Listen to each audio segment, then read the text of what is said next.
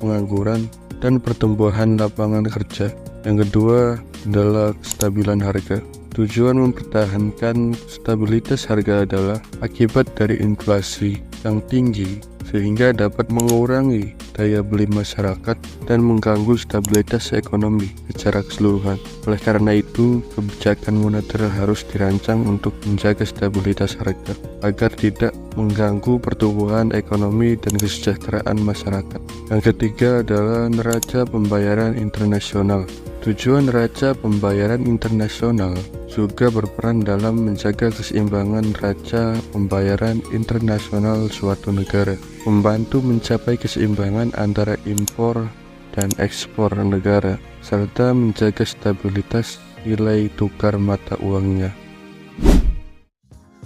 Ekonomi moneter. Pembahasan yang pertama adalah ruang lingkup ekonomi moneter Islami, meliputi beberapa hal. Yang pertama, studi tentang penawaran uang. Studi ini mempelajari penawaran uang dalam perekonomian, berisi tentang bagaimana uang diciptakan, termasuk melalui kebijakan, suku bunga, dan kebijakan lainnya yang dilakukan oleh bank sentral. Yang kedua, studi tentang permintaan uang. Studi ini mempelajari faktor-faktor yang mempengaruhi permintaan uang oleh masyarakat, berisi tentang analisis tentang bagaimana suku bunga, tingkat inflasi, dan faktor-faktor lainnya mempengaruhi keinginan masyarakat untuk memegang uang kas. Yang ketiga, studi tentang tingkat suku bunga. Studi ini mempelajari tingkat suku bunga. Tingkat suku bunga dapat mempengaruhi minat masyarakat untuk menyimpan atau meminjam uang, yang pada gilirannya akan mempengaruhi jumlah uang yang beredar dalam kegiatan ekonomi secara keseluruhan. Yang terakhir, keempat adalah studi tentang kebijakan bank sentral. Studi ini mempelajari tentang kebijakan bank sentral. Bank sentral memiliki peran penting dalam mengatur kebijakan suku bunga, mengendalikan inflasi, dan menjaga stabilitas sistem keuangan. Berikutnya adalah pembahasan mengenai prinsip-prinsip ekonomi Islami. Yang pertama, prinsipnya adalah right of ownership atau hak milik. Di sini dijelaskan bahwa pemilik sejati Islam adalah Allah Subhanahu wa Ta'ala. Manusia hanya diberikan hak memiliki dan memenuhi tanggung jawab sesuai dengan tuntunan Al-Quran dan hadis. Kemudian prinsip yang kedua adalah owner's obligation atau kewajiban kepemilikan.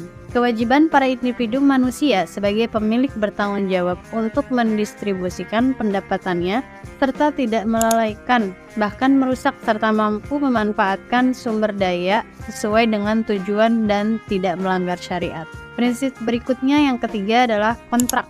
Dalam Islam, kontrak juga ada konsep syah dan institusi yang jelas. Contoh adanya sistem pertukaran akad sebagai syariat dalam perjanjian kontrak maupun jual beli. Berikutnya adalah prinsip trust atau kepercayaan. Islam mengamanahkan untuk dapat merawat dan menjaga dengan baik segala titipan yang telah diberikan oleh Allah Subhanahu wa Ta'ala. Dan prinsip yang kelima yang terakhir adalah competition dan cooperation atau kompetisi dan kerjasama. Dalam ekonomi Islam, manusia tidak hanya menjadikan media dalam menggapai tujuan, tetapi juga menggunakan kerjasama dan kompetisi yang sehat dalam mengatur masyarakat.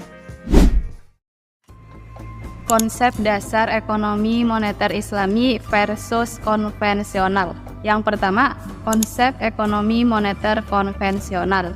Konsep ekonomi moneter melibatkan penggunaan instrumen kebijakan moneter konvensional seperti mengatur tingkat suku bunga, menjaga stabilitas harga, dan mengendalikan jumlah uang yang beredar. Model ini didasarkan pada asumsi-asumsi teori ekonomi konvensional yang umumnya diterima. Yang kedua yaitu konsep ekonomi moneter syariah. Konsep ekonomi moneter syariah berhubungan dengan implementasi prinsip-prinsip syariah dalam kebijakan moneter. Ekonomi moneter syariah mengadopsi prinsip-prinsip Islam yang melarang riba atau bunga dan mendorong distribusi keadilan sosial dan ekonomi dalam sistem keuangan. Jenis-jenis kebijakan ekonomi moneter Islami. Yang pertama, kebijakan moneter ekspansif. Kebijakan moneter ekspansif bertujuan untuk merangsang pertumbuhan ekonomi dengan meningkatkan jumlah uang yang beredar dan menurunkan suku bunga.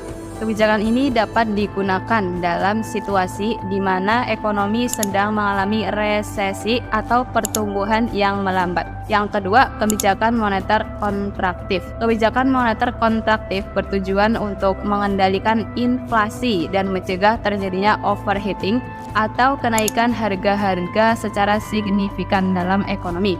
Kebijakan ini dicapai dengan menurunkan jumlah uang yang beredar dan meningkatkan suku bunga. Krisis moneter yang melanda di Indonesia. Krisis moneter yang melanda di Indonesia terjadi pada tahun 1997 sampai 1998. Krisis ini berawal dari penurunan nilai rupiah terhadap dolar Amerika Serikat yang menyebabkan kebebasan devisa dan akumulasi uang luar negeri swasta yang besar. Kesalahan pemerintah dan sistem perbaikan menjadi kontributor signifikan terhadap krisis moneter. Situasi politik yang tidak stabil didominasi besar-besaran yang dipicu oleh kelangkaan bahan pokok yang memperburuk situasi ekonomi penyebab krisis moneter. 1. Penurunan nilai tukar rupiah. 2. Akumulasi utang luar negeri swasta. 3. Kesalahan pemerintah sistem perbankan. 4. Situasi politik yang tidak stabil. Dampak krisis moneter. 1. Inflasi. 2. Pengangguran. 3. Kemiskinan.